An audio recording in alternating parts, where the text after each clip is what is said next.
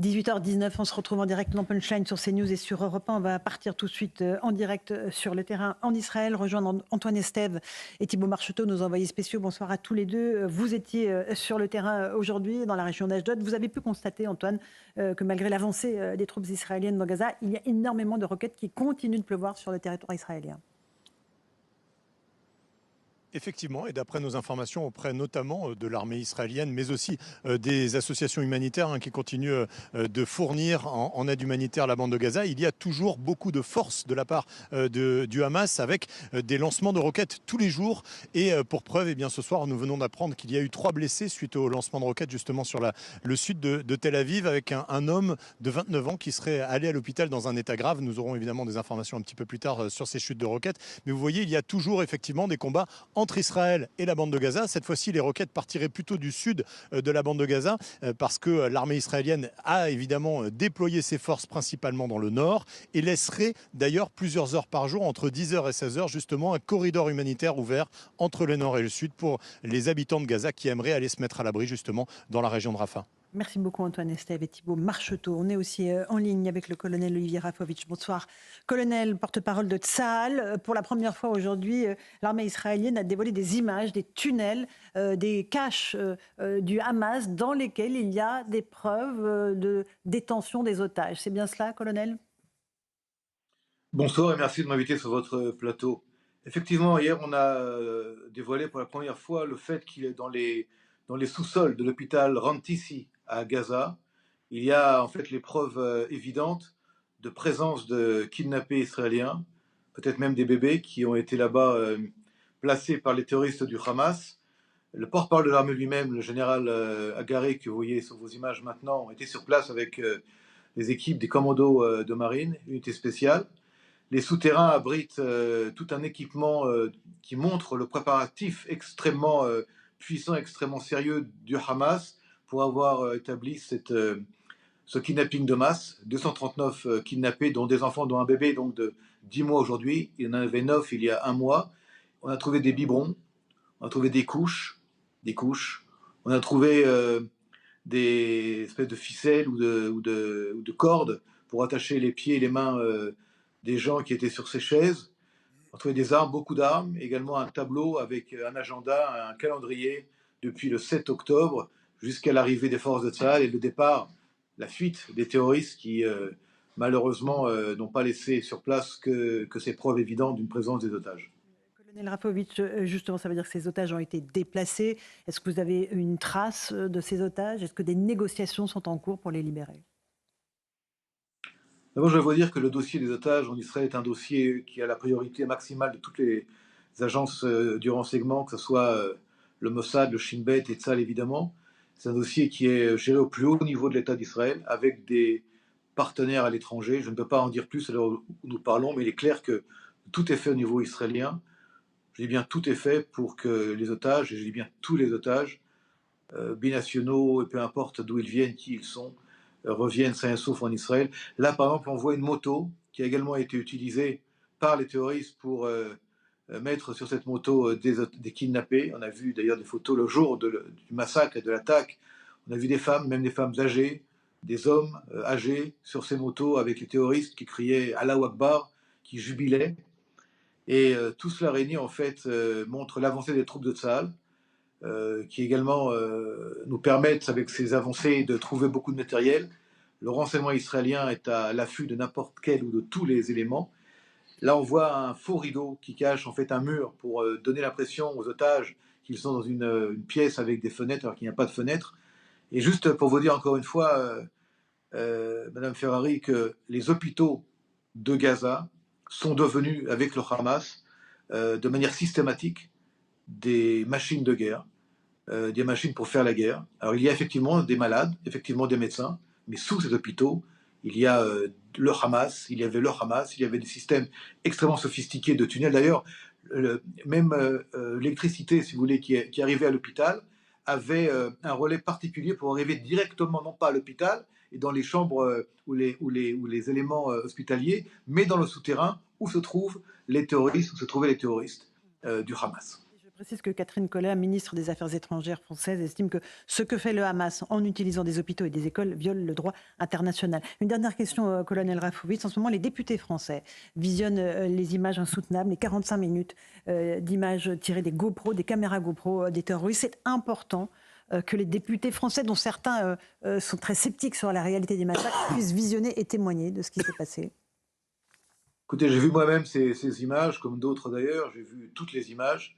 C'est fondamental que les hommes et les femmes qui décident, qui prennent des décisions, je dirais, parfois vitales, existentielles, et pour leur pays et pour les autres, voient la vérité, avec un grand V. Elle est insoutenable, elle est horrible, je vous dis, elle est sans nom. Mais ces images-là montrent une réalité à laquelle nous faisons face.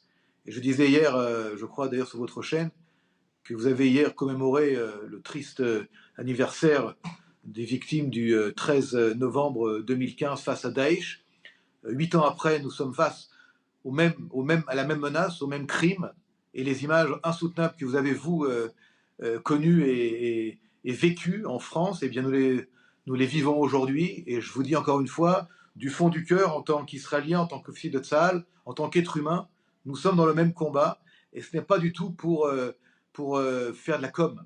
C'est parce que c'est un danger existentiel qu'il faut arrêter vite, très vite et ensemble. Merci beaucoup, colonel Olivier Rafovitch, d'avoir consacré un peu de temps pour nous répondre dans Punchline sur CNews et sur Europe 1. Louis de Ragnel, on voit effectivement qu'il y a une condamnation de ce qui se passe effectivement du côté de ces terroristes. Il y a ces députés qui visionnent en ce moment même les images de ces caméras GoPro. Est-ce qu'on peut espérer que ça fasse changer d'avis? Certains, je pense à la France Insoumise, qui était extrêmement sceptique, qui ont même émis des doutes très clairs sur la réalité des massacres, qui ont refusé de qualifier le Hamas d'organisation terroriste aussi. Espérons-le, mais vous savez, quand on ne veut pas voir ce qu'on voit, honnêtement, face à l'insincérité ou la malhonnêteté, on ne peut pas faire grand-chose. Donc espérons qu'il y en ait certains qui puissent éventuellement changer d'avis face à la réalité.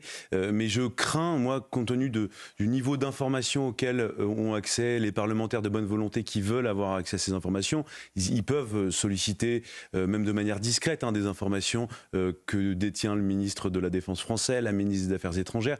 Ils peuvent même solliciter le président de la République, la première ministre.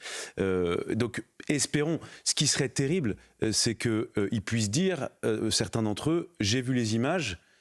Et en fait, ce n'est rien, ou alors qu'ils continuent de nier en disant que ce sont des montages. Je ne peux pas croire que ça soit possible. Ou alors, il y en a qui disent, il y a un discours, je termine simplement là-dessus. Il y en a qui diront, j'en suis certain, oui, il y a des atrocités, mais le terrorisme de Tsahal existe aussi. C'est ça le discours qu'on peut entendre. Bah, écoutez, ne le tenons pas avant que. Non, bien sûr, mais par exemple, l'imam ce matin, l'imam l'a dit. Moi, évidemment, ce n'est pas ce que je pense. Mais ce discours existe et on l'entend. Jean-Sébastien Ferjou, vous avez vu hier avec d'autres journalistes ces 45 minutes d'horreur pure.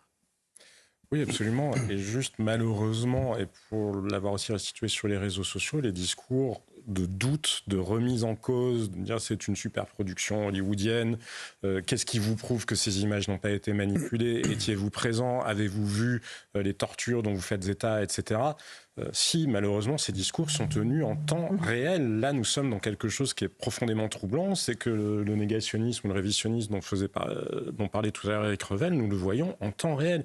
Et ces images, elles sont évidemment insoutenables, et elles sont insoutenables parce qu'on voit bien autre chose que la mort. On voit un nombre de cadavres, je crois que c'est 138 personnes à la fin, il y a juste un petit encart qui dit il y a les corps de 138 personnes qui représentent moins de 10% des Israéliens, pas seulement des Israéliens d'ailleurs, parce que d'autres, des Philippins ou autres, ont été tués, ou des Arabes israéliens ont été tués de manière aveugle ce jour-là.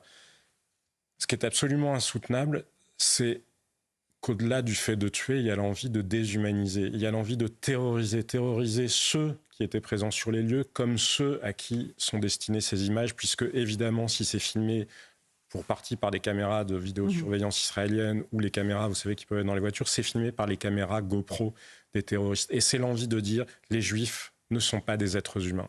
C'est ça qu'on voit dans ces images, au-delà des faits, parce que moi, j'ai pas besoin de voir des images pour être persuadé qu'il y a eu des attaques du Hamas le 7 octobre en Israël.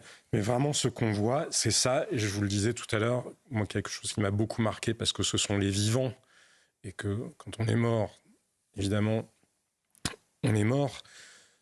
Mais ce sont ceux qui vont devoir vivre avec ce qu'ils ont vécu. Des enfants, notamment, il y a une séquence qui est profondément troublante d'enfants qui sont avec leur père dans une maison. On voit la caméra de vidéosurveillance dans la maison.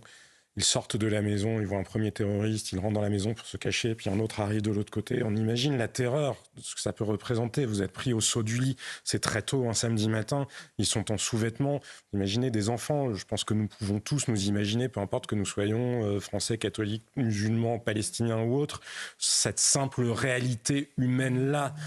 Un autre terroriste arrive, ils ressortent donc de la maison en sachant qu'il y en a quand même de l'autre côté, ils se mettent dans l'abri qui est tout près de leur maison. Et là, un terroriste du Hamas arrive, jette une grenade dans cet abri qui est tout petit, il faut visionner, c'est la taille d'un abribus qui serait fermé. Le père se jette sur la grenade pour sauver ses enfants, il meurt, les enfants sont couverts du sang de leur père et ils sont contraints d'entrer dans la maison avec le terroriste qui cherche je ne sais quoi, de l'eau, je crois, qu'il ne trouve pas, il s'énerve dans le frigo. Et vous avez ces enfants qui sont seuls face à cette barbarie et qui sont vivants. Enfin, qui sont vivants, je l'imagine. L'un d'entre eux dit d'ailleurs pourquoi je suis vivant. Voilà, il y en a l'un d'eux, parce que ça dure, parce qu'après le terroriste va et vient, et ils sont juste livrés à eux-mêmes. Dont l'un très blessé. Livrés à eux-mêmes, il essaie de soigner son frère, mais pourquoi est-ce que je suis encore en vie ? Pourquoi est-ce que je suis encore en vie ? Et de savoir que ces enfants vont devoir vivre avec cette horreur-là, et pire, vivre dans un monde qui soit minimise ce qu'ils ont vécu, soit le nient, soit en font une espèce de cause politique. C'est insupportable. Et je vous le disais tout à l'heure, moi, ce que je trouve insoutenable, ce sont les gens qui disent que ce sont des actes de résistance. Ce ne sont pas des actes de résistance.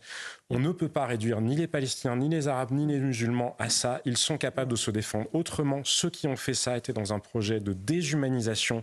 Ça n'a rien à voir avec des actes de résistance. Soutenir que ce seraient des actes de résistance, c'est être profondément raciste parce que c'est penser que ceux qui l'ont commis seraient représentatifs de tout le peuple palestinien. Frédéric Ploquin, un mot sur ces réseaux de terroristes, ces terroristes-là.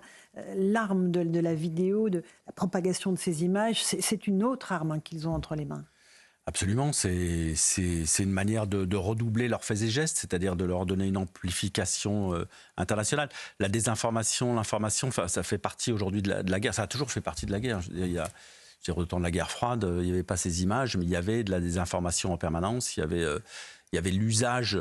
Je veux dire, il faut toucher l'opinion en permanence. C'est la guerre de l'opinion qui se joue derrière.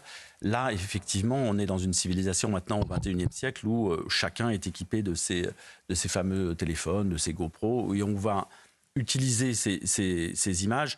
Le but, l'objectif de ceux qui se filment, c'est de passer effectivement, disons, de glorifier leurs gestes, de faire connaître ce qu'ils ont fait et de donner à l'horreur. Le terrorisme, déjà le mot lui-même, c'est ça, c'est nous terroriser. Là, ils essaient de nous terroriser encore. Donc il faut qu'on les regarde, ces images, mais en gardant l'esprit un petit peu serein, précisément pour ne pas se laisser terroriser, parce que c'est ça qui est aussi derrière en jeu. C'est que la peur ne doit pas nous gagner tous face à ces images, parce qu'ils auraient gagné. Ils auraient gagné. Allez, il est 18h32, on fait le rappel des titres de l'actualité avec Simon